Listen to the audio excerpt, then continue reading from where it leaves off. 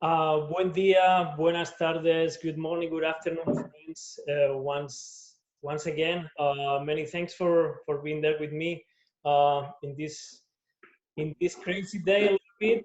So I'm hoping for some soccer discussions and for more uh, soccer soccer warm between friends. So the first thing that we have today is just trying to decide who is going to be the winner when it comes to the game of the best backbone of the top European team, we said.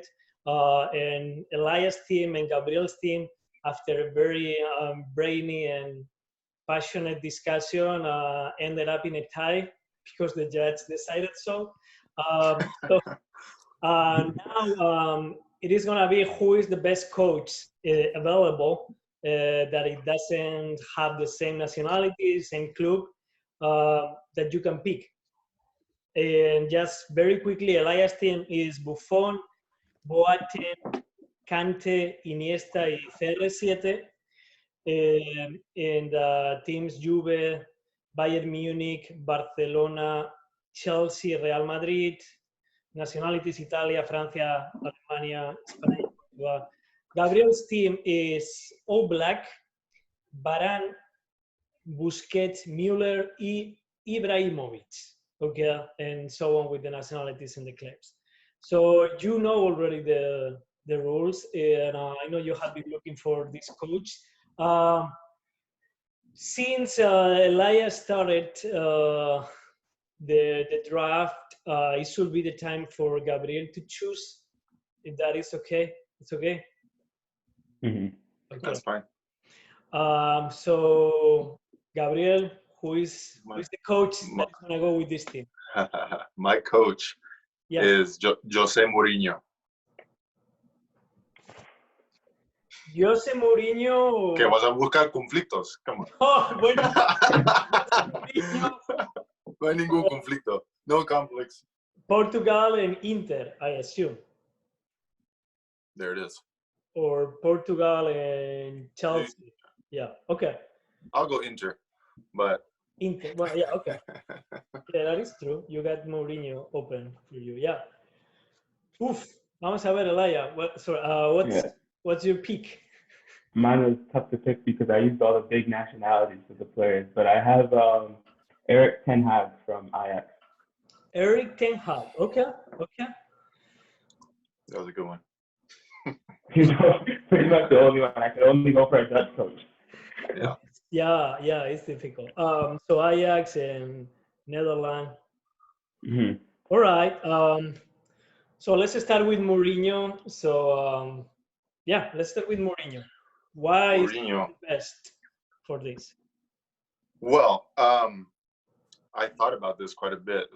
I'm not going to talk as much about his accomplishments because I think, I'll hold off on those. How about that? I think the focal point, though, should be something that I don't know all of us think about, which is in sports, any team sport, any individual sport, you need a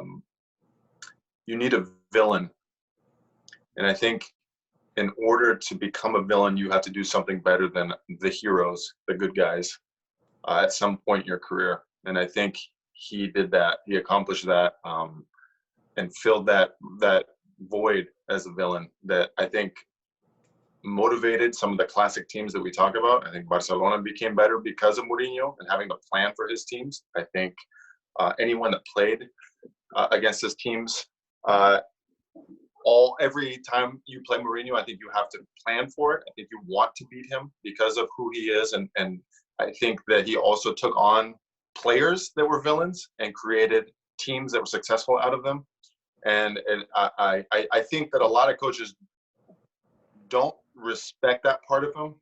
I think they think that he's bad for the game because he doesn't play the type of soccer that the world wants to see.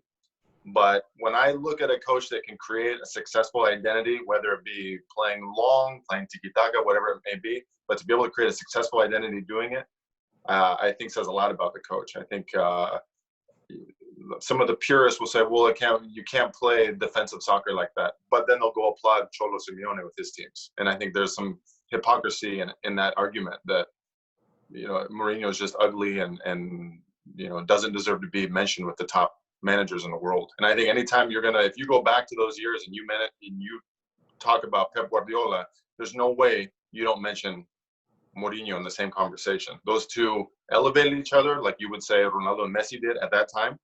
I think at some point, Mourinho stopped progressing, and I think Guardiola and some of the others continue to want to progress. And I think Mourinho fell into what he felt comfortable with, his style of play, and wherever he ends up, he tries to implement that style of play. And I think slowly he's sort of progressing into a newer, more progressive coach. But his recipe when he was at the prime, the top of his game, was a recipe that would beat most teams, if not all teams, and many managers feared him because of that.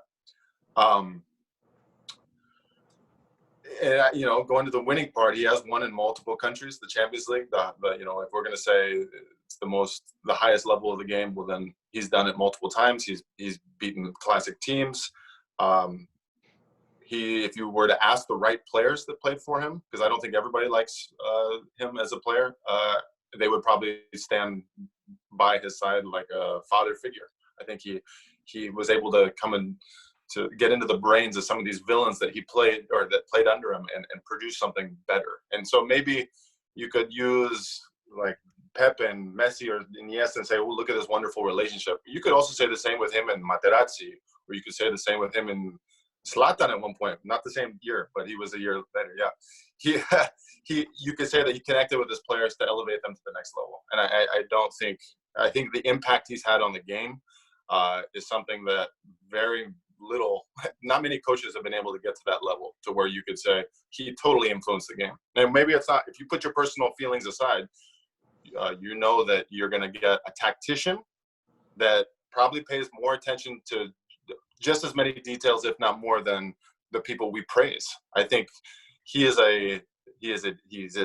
loves detail, and some of his masterpieces have been because of the amount of detail he implemented into his teams, and those paid off in the end, which is a skill that some managers just have, like the best managers have. There's the title of an analyst, and there's a title of an analyst that knows what they're doing. And I think he can be in that conversation, that he knows what he's doing. Does he always connect with some of his teammates? No. Is he now taking on some arrogance that I think has become a distraction in his coaching? Absolutely. So I think that hurts him in the end. But in his prime, there's no way you can not say he was top two, if not top of the world at some point. And then we slowly watched his demise. But his impact on the game is what I really want to focus on. That we don't notice that his dark side really motivated many of these great teams that we talk about, and inspired a lot of coaches too. I think the parking the bus it wasn't always mentioned as a way that someone wanted to play. And I think it inspires some coaches to look at counterattacking soccer and say, you know what, this is something that exists, and if you have the right pieces that connect with you, you can be highly successful doing it. And he did it. And that would be my biggest plus for him, was the impact he had on this game. And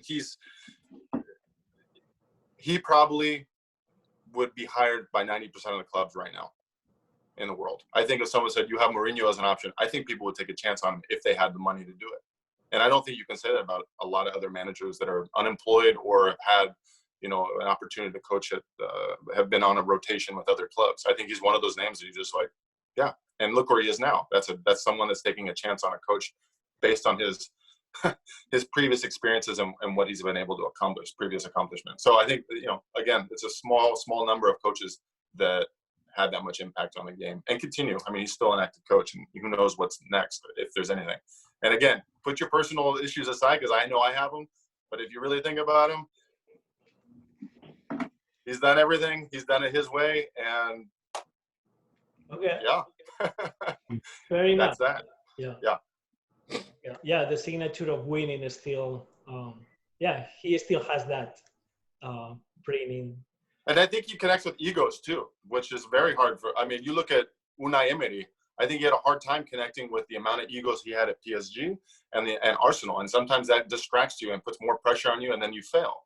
And I think Mourinho takes on egos and knows how to coach them, knows how to push his limit with them, and not implode a team. I think now you see more of it, but when he was in his prime, he was connecting with, he had to deal with Ronaldo, Pepe, and Sergio Ramos on the same team when he was at Real Madrid, right? He had Zlatan at some point. I mean, he's had a lot of characters that have not been easy to coach. Did he coach Balotelli too? No. I don't remember. For some reason, I keep saying it. Did he? Maybe, So, maybe. briefly. So, he's just had taken on some jobs. Has anyone actually coached Balotelli? That's or okay, yeah, accepted the role of trying to coach a player. But I think he's connected with players that we see as villains that we say there's no way that ego will ever be tamed, and he's managed to get success out of those egos. So I think that's a interesting characteristic in that coach. So okay, that is my guy. Vale, Elia, don't get overwhelmed by Mourinho. You got the chance. Well, I think in comparison with Erik ten Hag, we have to only talk about on the field, because I don't think he's been able to. He just hasn't had the time and experience yet to put up a resume that compares in comparison to someone like Mourinho. So when I think of Erik ten Hag and when you think of Ajax, I think the first thing that comes to mind, especially after watching them last year with all the success that they had, is it felt like almost a breath of fresh air. So for the neutrals, it was like, wow, finally a bit of change to the establishment of dominant teams that have all the money.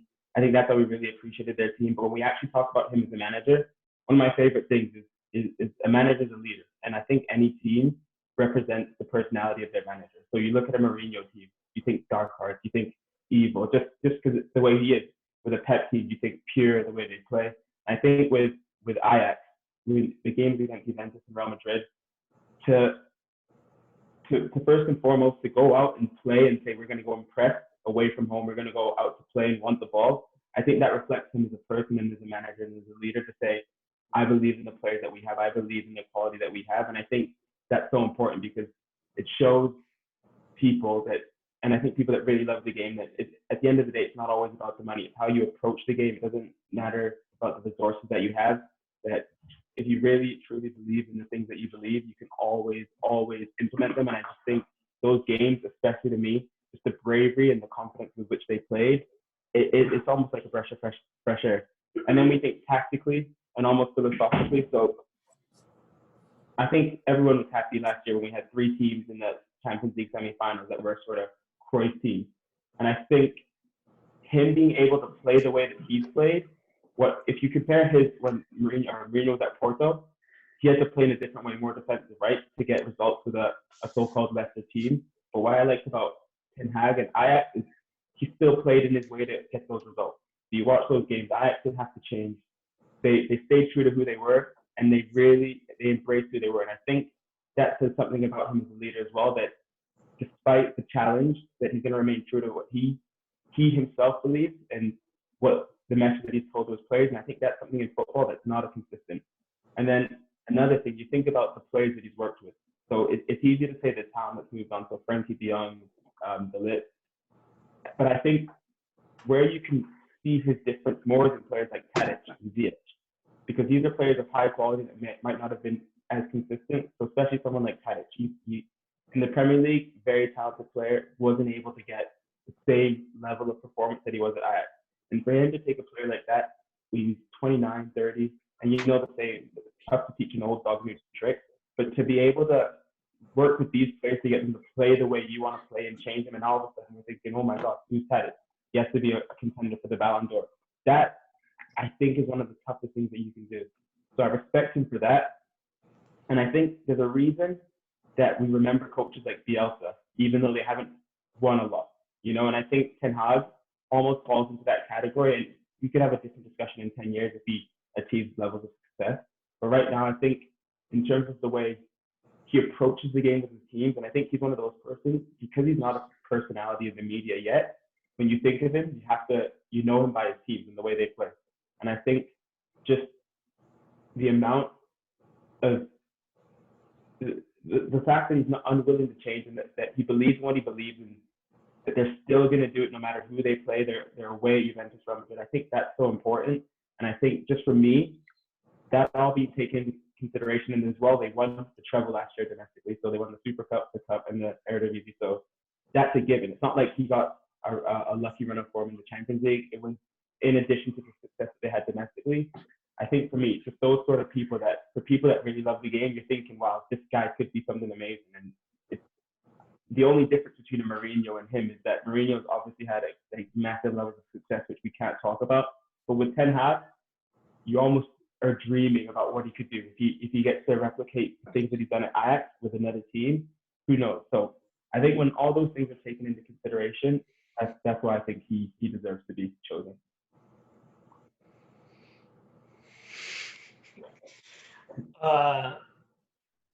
You want to think about Jelani also to contribute? We can. Were you listening the arguments? Yeah, I do. I think there is a valid argument to be made, but for me, I think just speaking about the experience and the resumes that the coaches have, it's a little bit hard to vote against Mourinho, I have to say. Mm-hmm. That being said, I think there's an argument to be made. So I'm curious what your thoughts are as well. Yeah, I think. I mean, in terms of still importance for the game and in terms of just winning and success, it is very difficult to argue because we don't know how far it's gonna go Ten Hag careers, how many more titles he's gonna get, but for the last 10-15 years, the amount of success, regardless how much we won the way he did it or not, by Mourinho is very difficult to argue. And indeed, Elias' position was mostly based on last year, right? Mostly based on last year's success, where it is very true that Ajax was able to compete against the best teams with more resources in Europe. Though it is very true also that, of course, in a very different circumstances, but to a certain extent, Mourinho also did it with Porto. Although again, it was different scenario.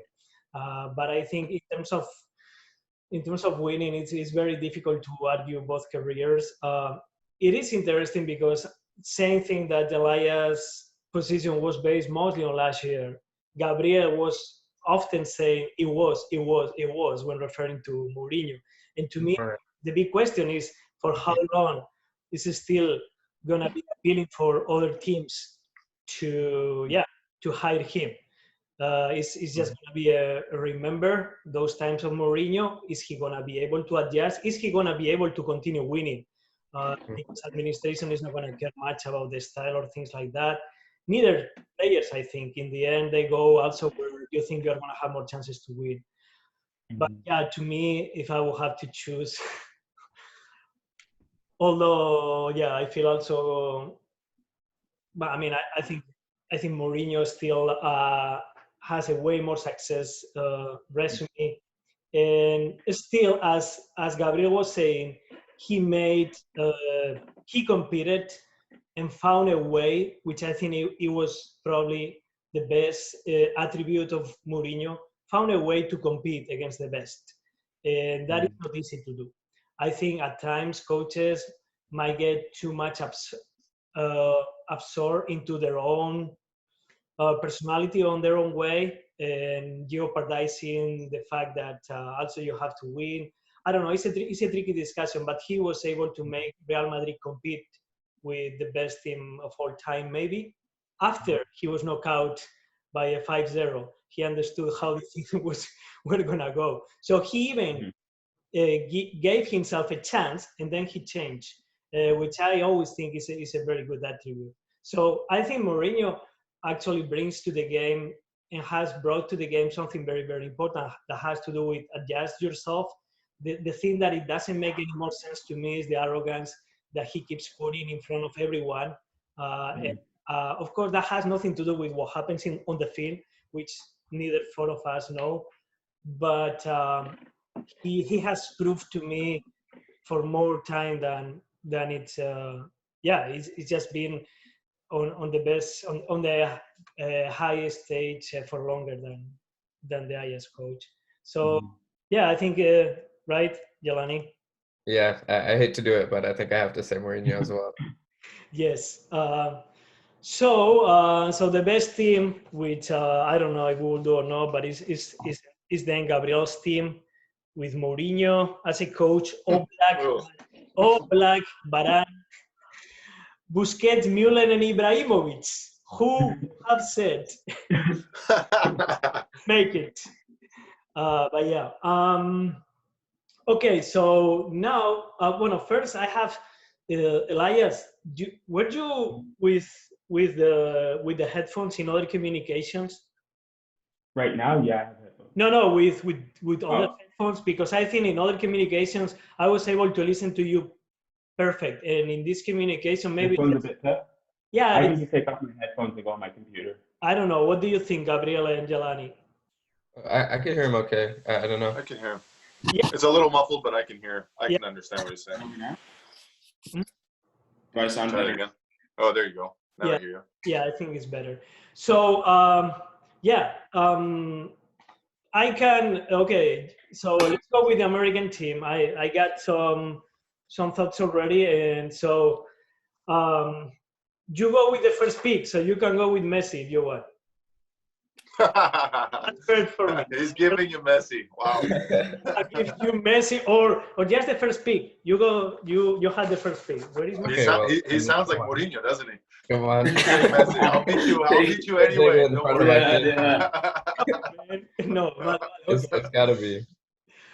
Messi. Yeah. It's gotta be Messi. Come on. Vale. So Messi forward.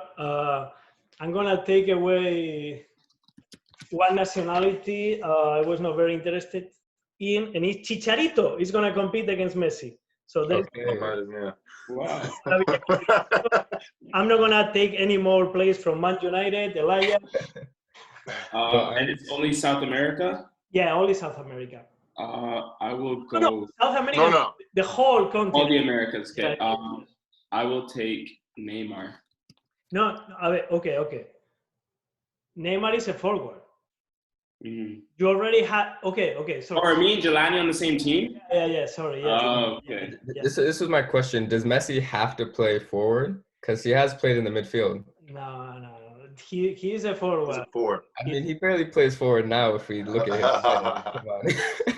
Oh yeah, but where do you want him now, or do you want him in 2011, I mean, 2013? Yeah, that's a good point. I mean, I don't know. But I think we should be clear with these things, because otherwise it's gonna be tenuous. We can leave that to Gabriel. If you pick him as a center attacking mid, then I will pick another one. If I would be the judge, it would be a forward. But I want to leave this to Gabriel, ¿de acuerdo? So Yeah, well, that's fine.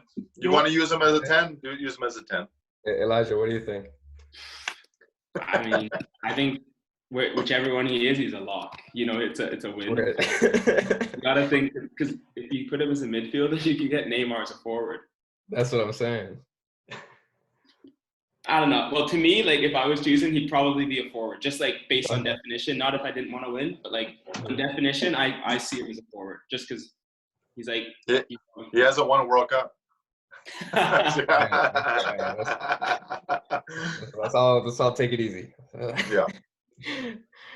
Okay, sure. So keep Messi as forward, and then we want to go a different midfielder. Do we have to go midfielder next, or do we have to go? Now is my pick. Now it's his turn. So forward, you pick Messi. I pick Chicharito because there's no way to compete against Messi. Yeah. Now, so for me, it is important the center attacking mid position. I didn't found many players, so I didn't find many players. So I go with Vidal, Chile, and Juve. That's my pick. Isn't Vidal on Barca, isn't he? Yeah. But he was not time stamping him then. I see. Okay. Earlier. Yeah. So there's no conflict. He can still get a Barca player if he picks the Vidal from Juve. Why you needed help with this, Jelani? Is very convoluted. Go ahead, Jay. Now you're on. Or Elijah. I'll let you pick like mainly pick since I've already kind of played Jelani, so I'll just like back you up kind of thing.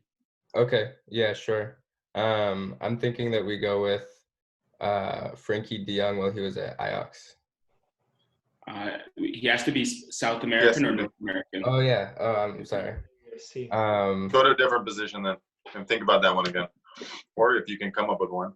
If Elijah can fill in the blanks here, maybe. Yeah, I mean, we could look at there's James or Coutinho, but I'm just trying to think of other American, because you go to big countries first, like Brazil, right? So, and then I was thinking Coutinho as attacking, although I was already looking at a Brazilian goalkeeper, so I'm wondering what the. Oh yeah, because then you're screwed. That's where. Okay. Rapidito. We'll go with Coutinho. We'll circle back for a keeper. Or what do you think, James? Yeah, maybe we do that, and then we'll come back with the Brazilian keeper. Then you say Brazil. You say Brazil. Word. Messi and then James. James. Okay. James. What team? Bayern, Real Madrid. So you know. Can we go Liverpool? James. You said James, right? Oh yeah, sorry. We'll go James at Bayern. Yeah. Bayern. Okay. So you have Madrid. Barca, Bayern pick, Argentina, Brazil. Now it's your turn. We still have to pick a center defensive midfielder, center back, and goalkeeper. Whatever position you want to pick. It's us again. Mm-hmm. Yeah. You started. Yeah. Thinking, what was his name from the Colombia player, center back who was on Barca for a second?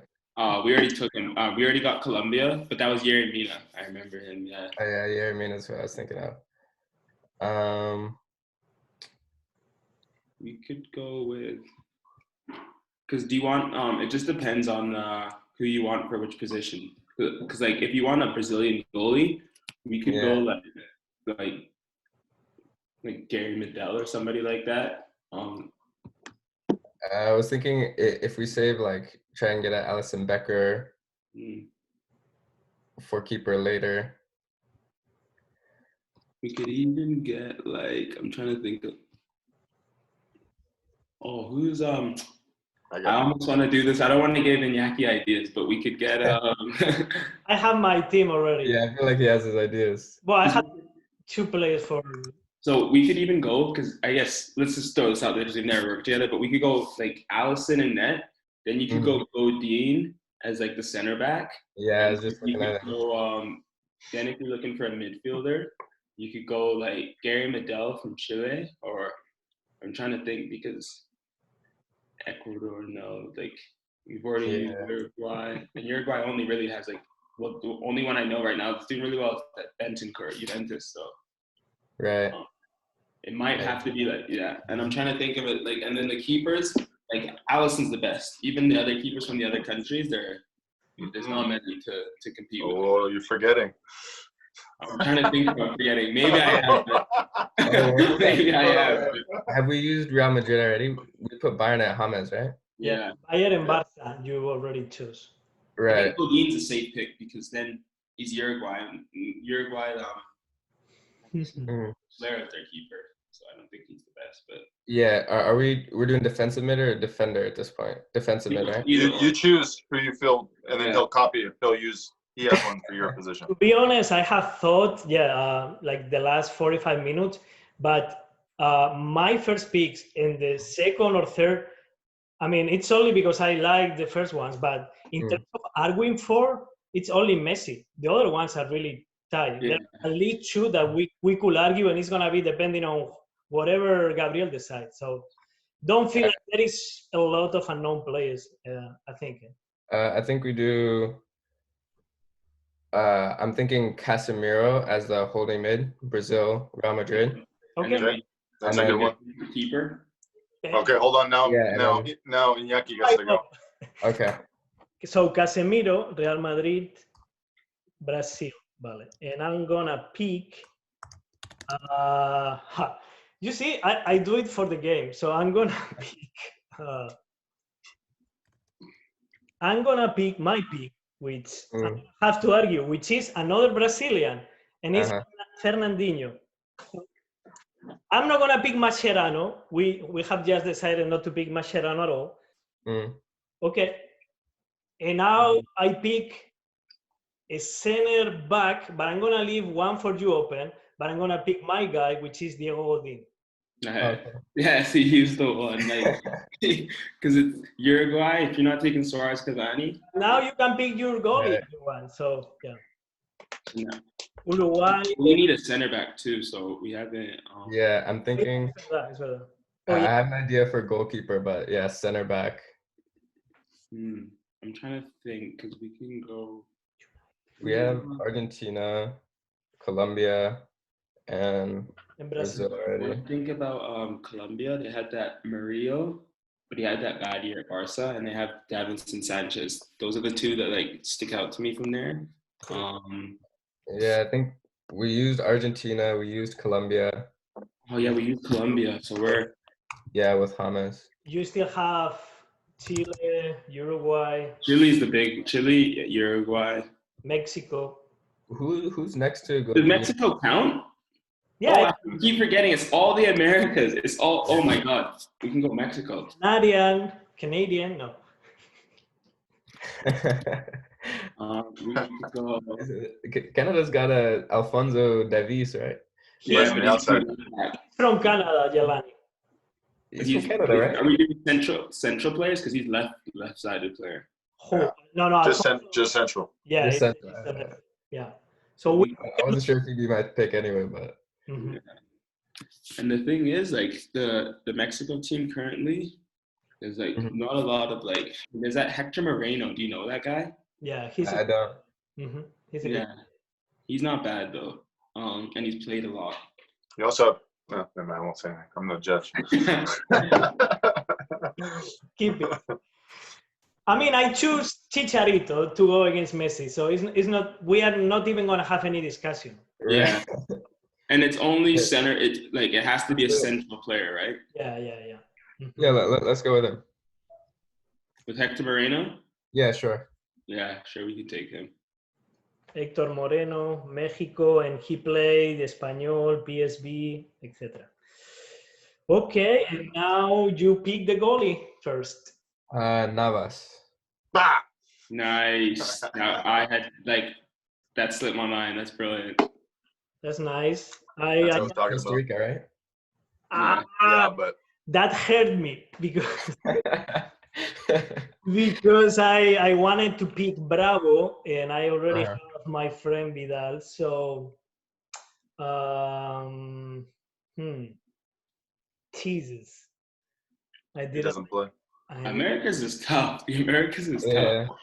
It is. So I got Uruguay, Brazil, Chile, and Mexico. I'm gonna eat my lunch right now if you guys don't mind. I just got some soup here. Wow. Hay un millón de hondureños esperando la llamada, pero.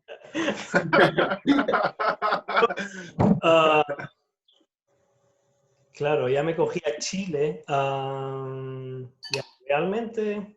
You go north. Chile's not known for its.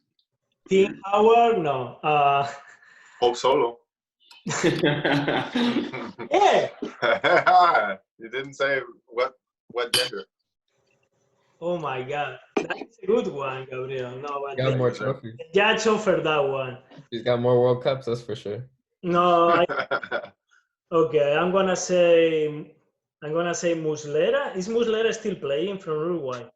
Yeah, I think so. Oh no, but I have Godin. I cannot say that one. Yeah. So I have to say an Argentinian keeper, I guess. Oh, that's easy. Sí, super easy. Boy. No, you know what? I'm gonna say. Who was in the goal for Argentina when they won the shootout? Was that? I want to say kind of. Romero? Might have been. I'm just gonna guess it was Romero. I may be wrong though. I may be wrong. Yeah. Ospina from Colombia.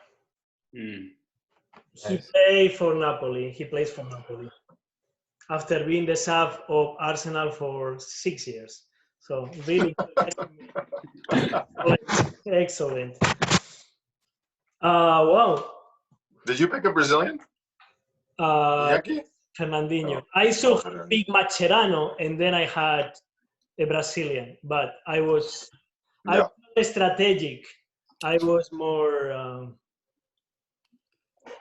I was more cool than strategic. This is gonna hurt me. Okay, vamos. Messi, punto para el equipo de Laia y Jelani. Un punto. Okay. You can take it, Jelani. That is very, very rápido. Yeah, I'm gonna try to argue for the other ones.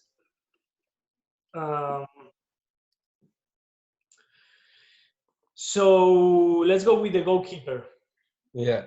Diego Ospina. Uh-huh. Diego Ospina.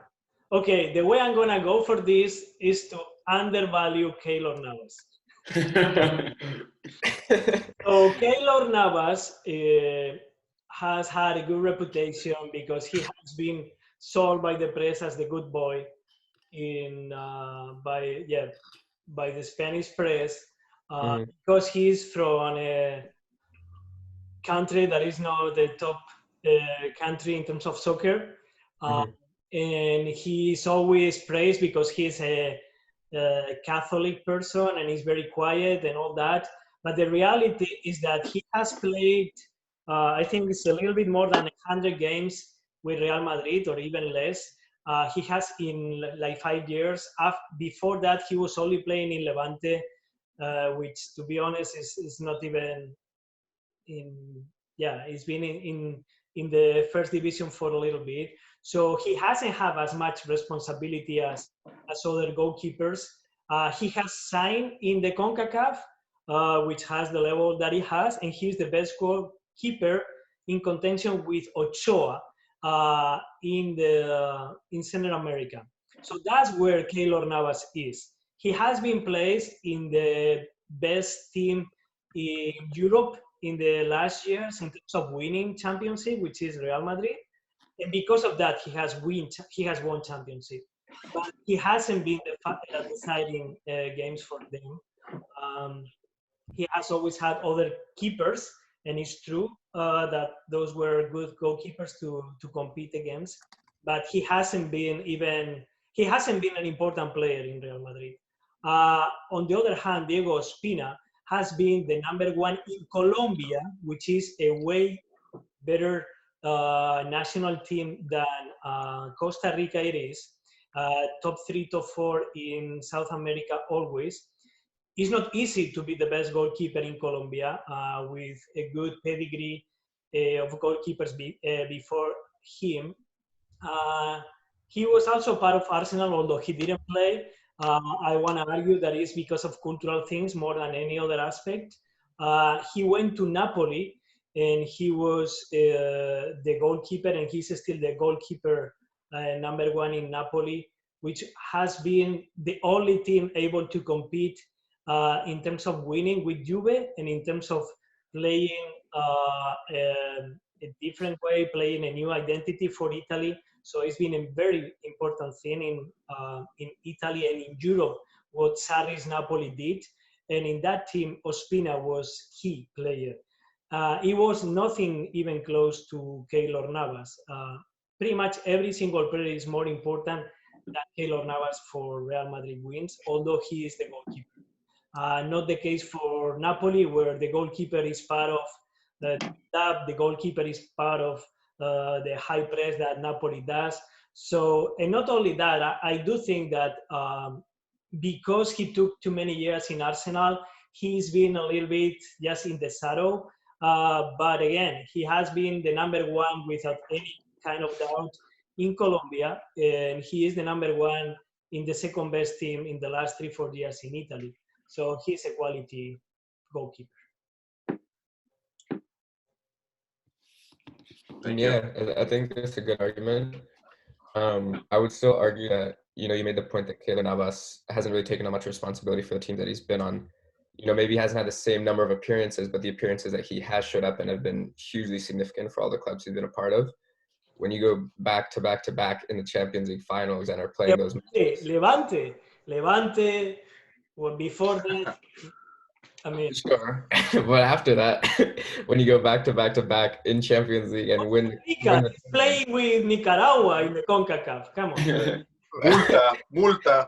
Regardless, Falta de respeto. Okay. you can't say he hasn't showed up in pivotal moments so that he doesn't have responsibility for the clubs. I don't think, because he has been there for when it really mattered. And then it's just additional, I think, praise when you talk about coming from a country where there isn't as much competition and bringing yourself to the highest level in the world. I think is an impressive feat more than anything. And then to be able to show up so heavily for your country in the World Cup is incredible. I don't think many people expected it, which I think makes it an even more prestigious thing to have done. That being said, he's maintained a spot at the top level for half a decade now and continues to play at top clubs, which I think speaks to longevity, if anything. And yeah, I think his record speaks for itself. He's played in some of the top clubs, one of the top trophies, series of individual awards as well as club, as well as international awards. And I think he's a top goalkeeper. I would still think that he has I would still argue for him as a goalkeeper. And I would also add that I think Ospina, I think it's been maybe like 5 or 6 years in terms of his club performances that he's been able to really cement himself as the number one keeper. Because with Napoli, I know he split time these last couple of years. This year they have a young keeper, I think. I can't remember. It's like Alex Murray, and I think Pepe Reina as well. I could be mistaken for last year. And within both of those seasons, I don't think Ospina played more than 30 games. So in terms of his club form, since I'm not sure who he was at before Arsenal, I can't remember, but since that team, he hasn't really cemented himself as the number one keeper for his club. So he's not been able to, and your club team at the end of the day is more important because you play more games there and you're there every day, right? So I think in that regard, I don't think he's been as valuable. I think Wikipedia is wrong, but if Wikipedia is right, I don't know what happened to Spina.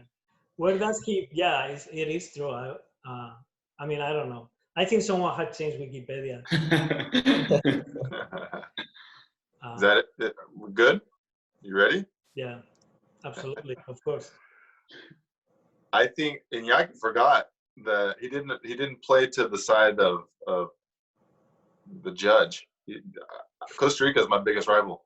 I don't like Costa Rica as from a national team perspective. I have a hard time cheering for them. So you should have taken them. But Navas, his story, to be Central American and then to just go to Europe is a big deal. You have to have some sort of special talent. And from Europe, he found himself on the biggest club in the world with the biggest stars in the world at the time. And even then, he still was not accepted as a player that should be sharing minutes with anyone on that team. And then he accomplished that. And now I think you see a Real Madrid that has a hangover, a Navas hangover. They want him back. I think he would do a good job if he went back. And I think they want that because of the success I think he proved himself. I've never seen a player have to prove himself so many times.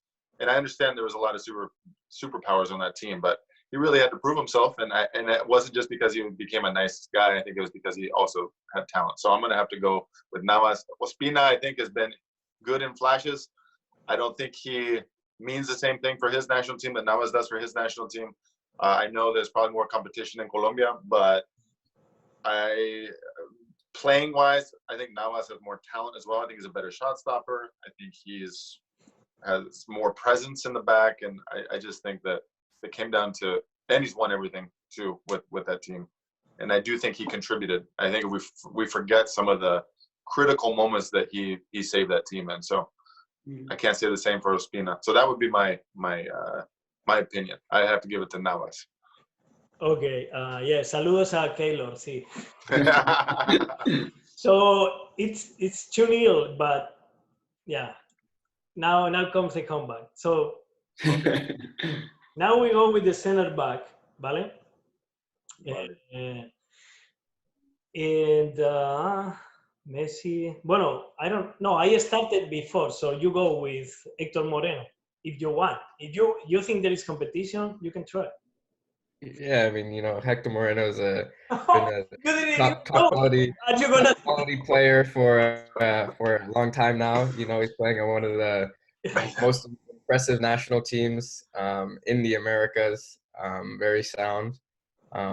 If you talk about his soccer IQ, to be able to organize the back line and keep a tight formation, it's nearly bar none. So I got to say that he's got an impressive resume to compete with. And I think he's been like a fixture for Mexico, the national team, who's like had so much dominance in their continent, right? So the number of Gold Cups they've won, how many times they're top of the qualification standing. And I think it's also important because I don't know, since Rafa Marquez, I think he might have been the next sort of Mexican to make an impact in Spain, right? And I think that's important for not only culturally, because sometimes if you only have one, it could seem as a one-off, right? But I think to have those that follow in the path, and I think what Moreno did, he played, I think, over 100 games in La Liga. I think that's important. His talent speaks for itself because he played at big clubs, Sociedad and Espanyol. So, yeah, I think like in terms of talent, he has it. He's won a lot, not with his clubs, but more so on the national team side. So that's what we have to go with. Yeah. Okay. So Diego Godin is boy. It has been the best defender, the trademark defender.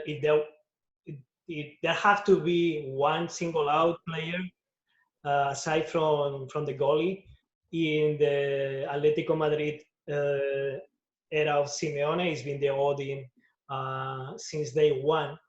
He has become icon, idol. He has embodied all the um, identity signs of that team.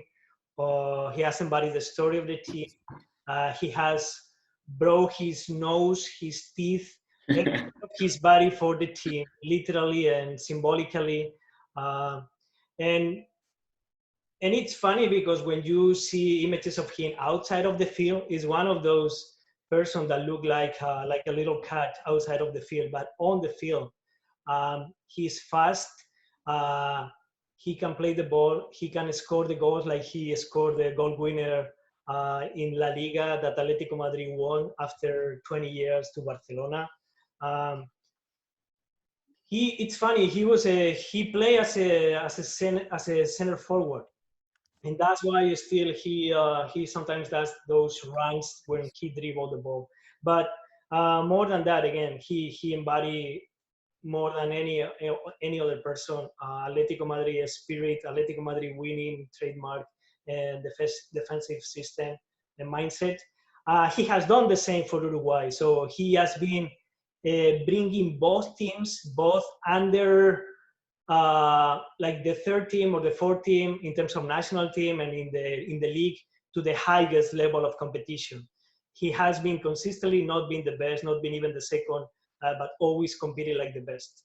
And it's only because he embraced. He didn't do anything by himself, but he embraced better than anyone else the Simeone system and the system of what is the coach of Uruguay? Tavares. So he's been the captain. He's he's been the captain of all those teams. So yeah, I don't think there is much to argue. So it's a pretty easy for me. Hector Moreno is a really good player, talented and all that, but I don't think there is much to argue against Diego Godin. Yeah, I'm gonna have to go with experience on this one. I think Godin represents a center back that I think, like Iñaki said, that doesn't look the part, but plays the part because he's sort of in like a Puyol way. Like you have limitations to your physical ability, and you figure it out mentally, and it surpasses any type of physical level. I think he's understands the game better than anyone on his team. And I think of the years and years and years that he has had to face probably the most talented attackers in the world playing in that league.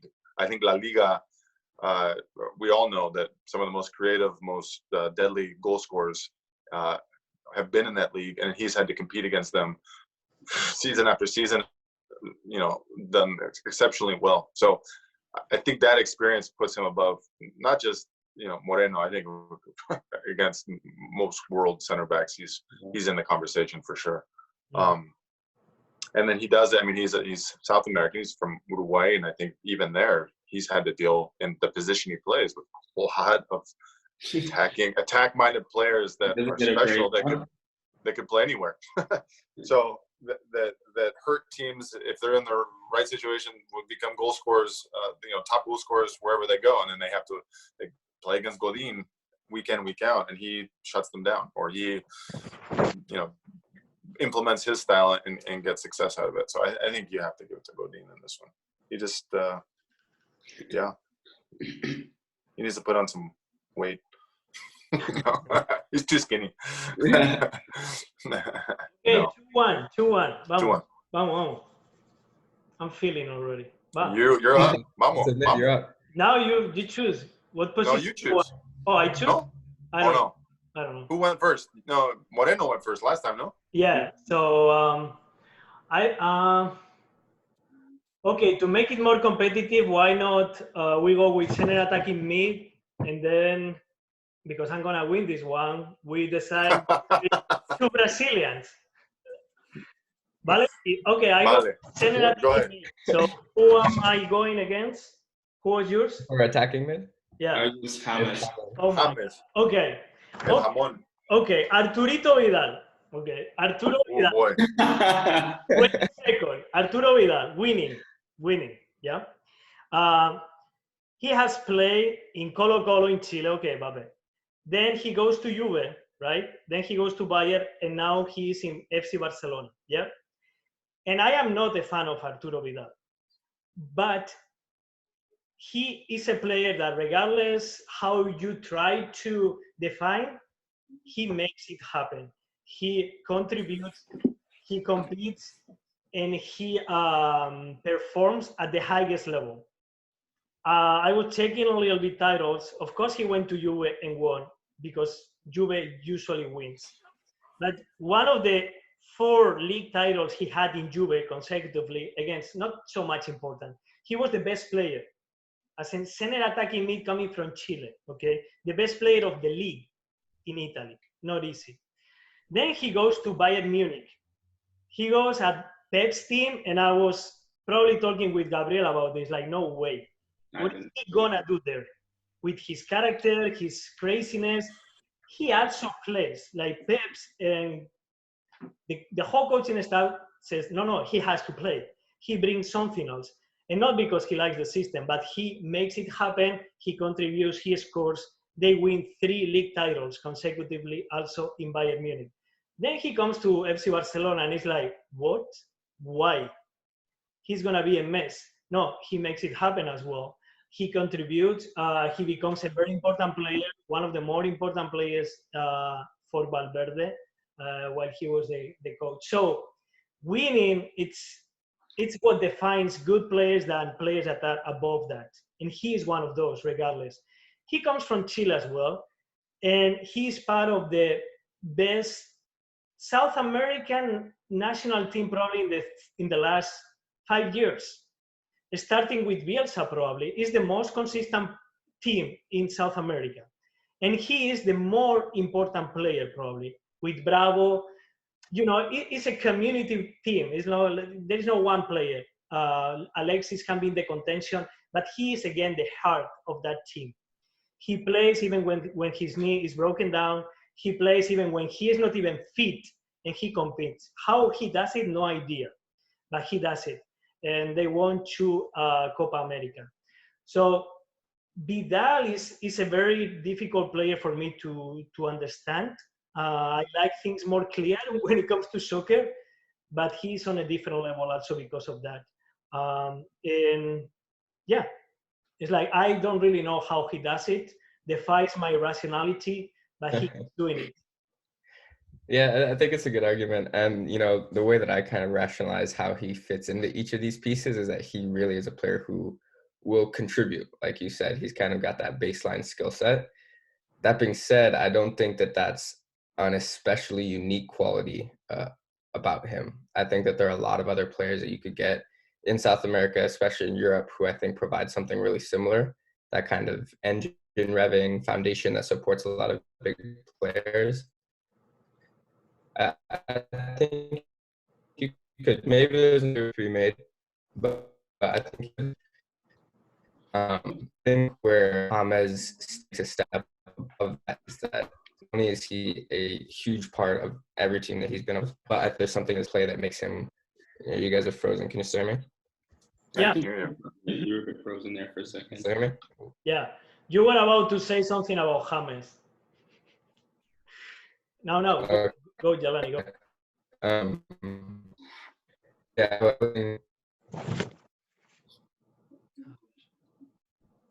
I think he's frozen on me. Nah, you're frozen. Yeah. It's kind of freezing up for me still too. You're in and out. Yeah.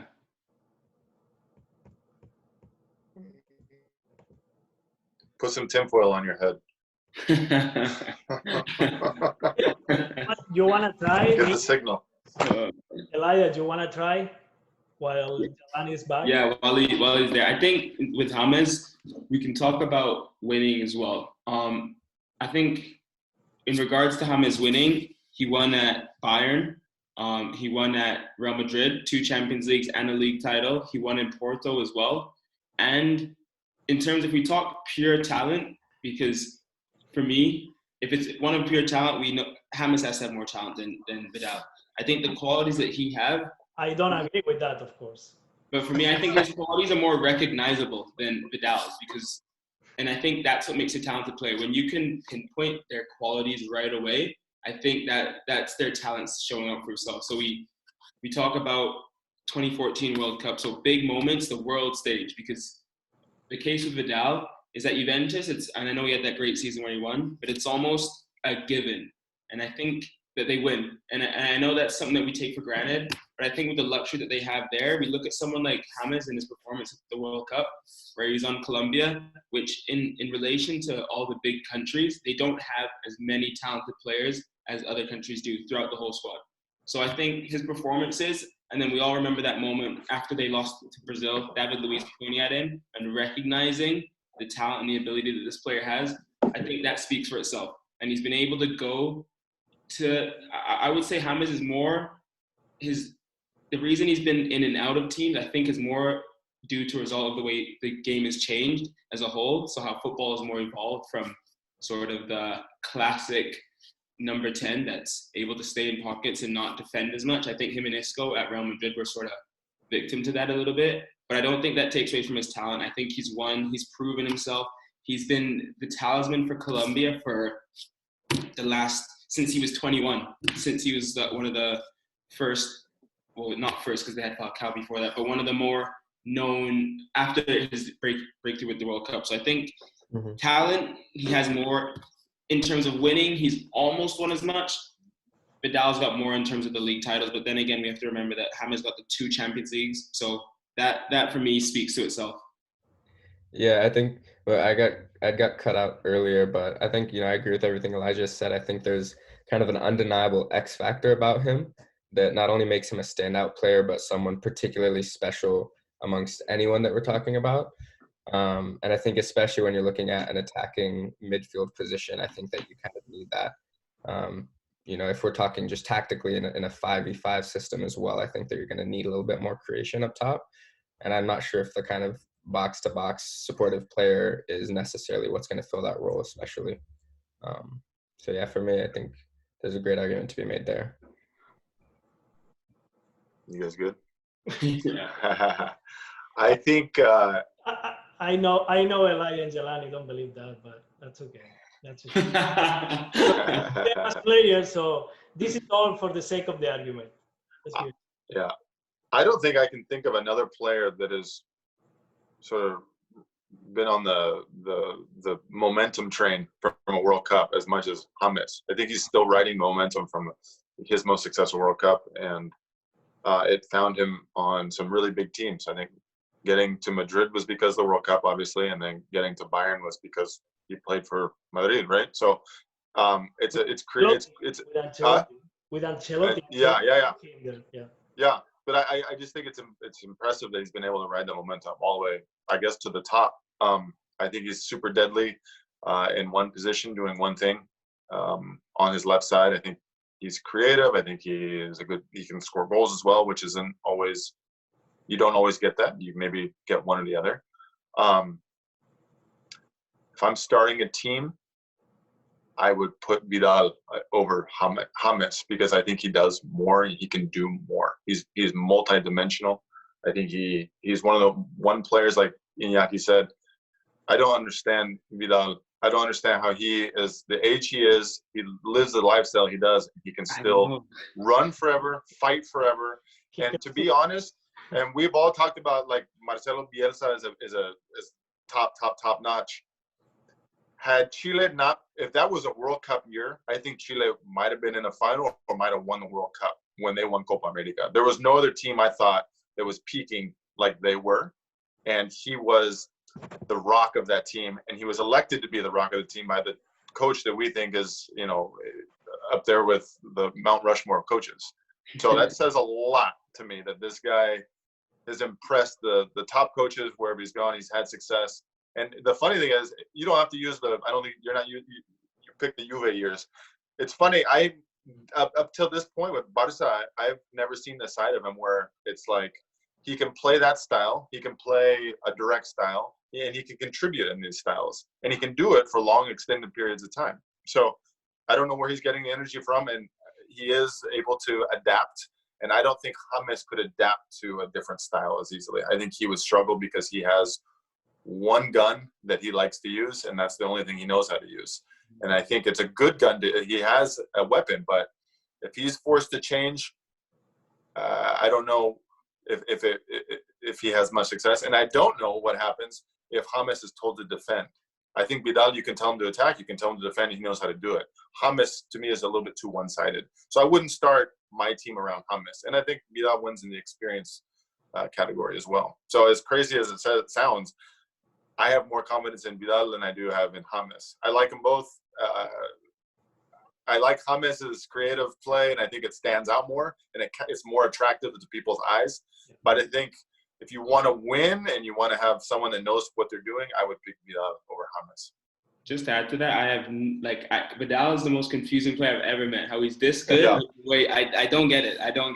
Yeah. It doesn't make sense to me. Yeah. But I love. That's why we like football, right? Because sometimes things don't make sense. Crazy. Yeah. I mean, he scores goals, he contributes now still, and you think, man, how did you learn how to play like this overnight? The one for me was Pep. When he played under Pep, I was thinking for sure he has to go. Yeah. And then I couldn't believe it. I don't get it. Yeah. Yeah, we got that conversation. Gabriel and me, we have that conversation. And I was also like, I praised to read all these books about Guardiola, and it's like, no way, it's going to be a mess. And probably it was also a mess. But, that's the way it worked with him. And probably Bielsa is also like, I don't know what is going on in his head, but still. So, I mean, look at that Copa America, both of them. If you look at those, I mean, he's playing against the top attacking player in the history of the planet. And still winning. Still winning. And his team, I know it's a team game, but I almost feel like Chile took on his identity in some ways. The way he looks, the way he plays, that's what they did, and they were super successful. And again, I really believe that was a World Cup year that we'd be talking about maybe another South American country that won a World Cup that wasn't Brazil or Argentina, because they had the coach, they had the players, and they had the momentum, and they were peaking. So we'll never know, but I think we would be looking at him differently if he had that title under his belt. So yeah. So point to Vidal. Okay. There we go. The remontada. I mean, if you want to have the epilogue of this one, you know how to go, but I am looking forward to this one. And now you go first, guys, right? Sure, this is Casemiro in defender. Go. Yeah, I mean, obviously his reputation a little bit speaks for himself. He's been, a starting and pivotal player for one of the best teams in the world, Real Madrid, for, a long time now. Not only that, but is a huge piece of Brazil, which, I think shouldn't be overlooked, especially coming in as such a young player. To be picked for that team and to contribute significantly, I think is huge. Not only on Brazil, but, going back to Real Madrid, being such a young player and pretty much essentially being tasked with stopping the best player that we've ever seen, Lionel Messi, in the midfield, I think speaks a ton. When you talk about, Zidane giving him that responsibility as well, I think it means that the best to have been involved in the game recognize something in him that's undeniable. And to give him that responsibility, I think speaks a lot about his character. Not only that, but if you look at the types of trophies that he's won, it's a long list as well. So I think that's, the success I think that he's had on the club level, on the international level, I think is also something to be said for him. Overall, I think an incredibly solid defensive midfielder. And I think that he's got a lot more years to play and a lot more to give to the game. So I think, yeah. And I think one of Casemiro's biggest credits is when he came from Brazil and we had that loan spell at Porto, it wasn't a given that he was going to be like a reference in Real Madrid's midfield as it is now, because he didn't come with the fanfare of like a Frankie de Jong arriving at Barcelona where you would just expect them to adapt and become a massive part of the team. I think his transition was more slowly, and it was more sort of in the Navas sense where he had to prove himself and earn his ability, because Real Madrid's midfielders, you don't think of Casemiro in there. If you just think of stylistically someone more beautiful. And I think when you had Kroos in there, people thought Kroos would eventually transition to that role. He's a pretty solid player. He's more of a Galactico than a Casemiro is. But I think Casemiro's biggest credit is that Real Madrid needs him. He's the only one that provides the balance to the team. And I think he's one of those players you feel his absence when he's not playing. And that sort of player, in terms of Fernandinho, he's been at a higher level for longer, because if we look at Fernandinho's years at Shakhtar, where he dominates domestically, but it's not, I wouldn't say the same level of play as some of the higher leagues. He's been at Real Madrid for about 6 years now. And like I said, again, I think it's the fact that the balance that he brings to the team when other more talented midfield players have come in the team and he's still found a way to play. I mean, the fact that we're saying Casemiro plays over Isco, and if you just look at the two of them talent-wise, it's almost impossible. I know they're different positions, but I think that's the importance that he brings, is that Real Madrid, being the type of player that they are, team they are, where they want to attack so much, they had to sacrifice some of the more attacking players that have come their way because they realized that a guy like Casemiro is so vital to them winning. And I think he's also contributed with some spectacular moments and some spectacular goals. So he's one of those players, I think, that he's important because he's needed. And I don't think if you take him out of the team, Real Madrid doesn't have that defensive presence, that strength, the ability to win the ball back and maintain possession in deep areas as well as they do if he's playing. Yeah, absolutely. Kind of jumping off of that, I think there's a certain gravitas about him that makes him one of the most critical players on both Real Madrid and Brazil, where a huge amount of talent has come through the midfield, and he's been one of the only factors to stay constant through all of it. I think that can't be overlooked. Okay. Thank you. So in terms of, I think, so one thing, Fernandinho is 34. I was now like checking, and Casemiro is 28. So Fernandinho, in my opinion, and I could have choose Casemiro, and I decided to go with Fernandinho. Fernandinho has proven to me in the last years with Guardiola that he can play with different coaches, with different styles, different systems, and still be vital. Casemiro has only played in Portugal, has played with the Brazilian national team, and in Spain, in Real Madrid. So he hasn't faced a competition like the Premier League. Fernandinho has been probably one of the first players that they have to renew when Guardiola took over, and he was 32, 33, now 34, and they still want to renew him, because even if he is playing in the league that, I know it had changed, but in the league that it's more vertical, there is more space to cover, and it's Guardiola, he's still able to adjust to all that. He's able to digest the coming of Guardiola and make himself a much better player. Maybe not a much better player, make himself a vital player in a very different team. He was in Man City for many years when Man City was having different coaches, and he was a little bit of everything and basically much of nothing.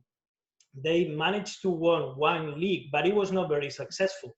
And he was part of that mess. I remember watching him and thinking of him as a really very dirty player because it was a team disconnected. He was a very good player, but he was very disconnected midfielder. So he had to show a different face, more dirty, getting way more cards and all these things.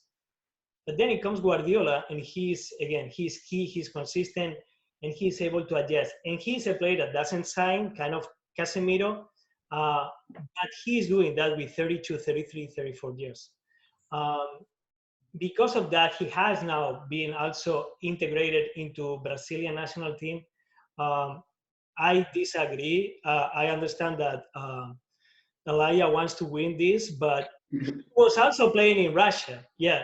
And also in a very convoluted team full of Brazilians on one side and Ukrainians on the other side. He was, I think I read, he was best player in one of the years also of the team that won several competitions. And they also won the UEFA Cup. So they were a very good team. The UEFA was the competition before the Europa League. So they were a very good team, and they were beating other teams in Europe. It was not just a joke. So he settled himself in that team. He went to Man City. He was a very important player in that team. And then he saw to me that he can be vital for a guy like Guardiola when he was vital for many other coaches before him. So I think Casemiro does one thing very well, and he has proven that in Real Madrid. He has made himself, as you said, a pivotal player, but that is it. And he does one thing in the team. When the team gets the ball with Zidane, Casemiro gets out of the build-up as far as he can, and Kroos and Modric get the ball and move the team. So Casemiro is doing a great job, but that is it. He does the same thing in Brazil. He hasn't been challenged in another league, and he hasn't set himself in another league. And in terms of winning, Fernandinho has won lately with Man City 2 leagues as well. He won another league before Guardiola when Man City will not win anything. That's why we don't know much of Fernandinho before Guardiola, because Man City was a mess. But he also made himself known in a distant league.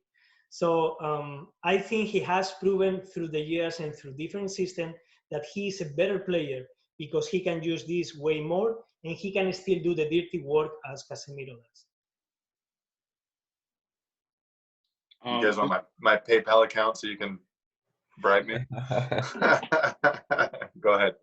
Sorry. I think one thing with the point on Casemiro just doing the one thing, I think that in itself is a skill, because how many times do we see players unable to adjust to the demands of the coach and the demands of the team because they're trying to be somebody that they're not? And I think that's also almost a credit to Casemiro, where he knows that in the build-up, and I think he's good on the ball. Like, Casemiro is a really good long pass, but I think how many other players would try and compete and show I'm just as good as Kroos and Modric in the build-up and take away the space that they need to control the game? I think that in itself is such an important skill, having the awareness to know how best you can complement the team. And I think that's another credit to Casemiro in terms of the intelligence that he has. Because the hardest thing for a coach to do is find balance in the team. And you need players that are able to understand how best they can serve the team. And I think that the fact that he only does one thing is almost a credit to him, because he knows how to adapt. You look at Pedro at Barca, he was almost the same, where he didn't bring a lot in terms of his overall talent and everything he did, but there's a reason he played 5 years on that team at the highest level with all these attackers coming in, is because to fill a role and to do that role well, I think and to provide that balance for the team, that's a skill that's understated, and I think that has to be appreciated. Can I, Gabriel? Can I judge? 30 seconds, please. Go ahead. So it means Rapidito. sí. That he's smart as a person. It doesn't mean that he's smart as a player. Fernandinho is smart as a player. He plays under Guardiola, where they put together different build-ups, different systems for in every game. And he got Guardiola when he was 32. So he was able to play at that level before, and now he's able to do that. It means that he's not only smart in terms of his person as Casemiro, but also on the field. And I think that is much important, and Casemiro hasn't shown that yet. It doesn't mean that he won't, though. Oh yeah, I do agree. Yeah, absolutely. Okay, is that it? Yeah, I think that's it. I agree that I think Fernandinho is the more balanced player, and I think that Casemiro, the one thing he does well, is just as effective as Fernandinho's ability to, or his balance in his game. So I think they're just as effective in their own styles, in their own ways. I think the dirty work that Casemiro does is impressive. I think, and being able to move Fernandinho wherever you want and get more of a playmaker out of him, and have the defensive responsibilities. I think they pull almost the same amount of weight, in my opinion. I think Casemiro does it in a league where he has way more responsibility. I don't think Fernandinho sees the same type of quality week in and week out when it comes to the defensive side of the ball. But on the flip side, I think the Premier League has teams that are a little bit more prone to high pressure and to make Fernandinho's life difficult. And I think he has success there. So it's a tough call. So I'm going to give you what you gave me. I'm going to say this is a tie. I think they're just different players that do their thing very well. And neither one of them, I think, emerges as, I think if you erase age, I don't know who I would start the team with. I would say both, because I want a playmaker, but I also want to play a guy that does the dirty work well. And I think they both offer one or the other. So I think if Fernandinho had more defensive presence, and I don't mean this tackling, I just feel like Casemiro has a presence about him that everyone ahead of him plays comfortably. Yeah. I don't know if Fernandinho offers that, but I don't see Casemiro contributing to the attack like Fernandinho does. So it's a tough call. So tie. So you get another episode. Okay, we'll see. Chicharito. Yeah. Chicharito. Argue Chicharito. And Go ahead. He has been to more top-notch clubs and won. He won in Madrid. He won at Man U, right? Yeah. West Ham. West Ham. He's won an international tournament. There you go. Sevilla también. Sevilla. Yeah, I'm sure he has more. Yeah. In LA Galaxy. Yeah. So, yeah. So, empate, ¿verdad? Empate, sí. Muy bien. Well, I think, again, when we were looking to this, it's funny to see that, funny no, but it's interesting to see that it's more difficult to find players born in the American continent than in Europe. And that basically explains what happens in the World Cup, right? Who are the teams that are getting into the last stage? More often European teams lately. So is Landon Donovan still playing indoor, or whatever he's playing? He counts. Indoor. Is he still active? I didn't know. he's a coach now. He's a coach now. Really? He was he's with San Diego. He's owner coach. Okay. Yeah. And Akeem Ward, one of the guys that was called to be part of this, he was doing tryouts with the team, and he told me that he was there, like the coach. Huh. So I don't know how it's gonna turn out, that thing, whenever soccer comes back. Well, many thanks again, because we have been quite a bit of time. So I don't know if anyone wanna say something, but this thing about the coronavirus looks real. We need to see if my wife actually continues with fever and all that, it might be that she actually has coronavirus. So Wow. this might be real also in this continent. And yeah, so I knew that I wanna do this, and I'm gonna keep doing it. And she's all right now. Like, it's not a very dramatic situation, but I am also very thankful for having you guys again and chatting about soccer and these things one more day. I enjoyed it as well. Thanks. Likewise. Yeah. I hope she's okay. Yeah. Yeah. Hope she's okay. Yeah, and but take care meanwhile, and I will keep you updated with more info. And Jelani and Elijah, we are gonna go with something else this week, probably, maybe. Yeah, sounds good. Yeah, Cool. we will keep talking, ¿vale? Perfect. Yeah. And I will let you know, Gabriel, if he wants to join as well. All right. Okay. Yeah. Take care, guys. Muchas Awesome. gracias. Thank Thanks you. so I'll much. see you next time. Gracias. Bye. Ya saben. Bye. Chao, chao. Ya se fueron.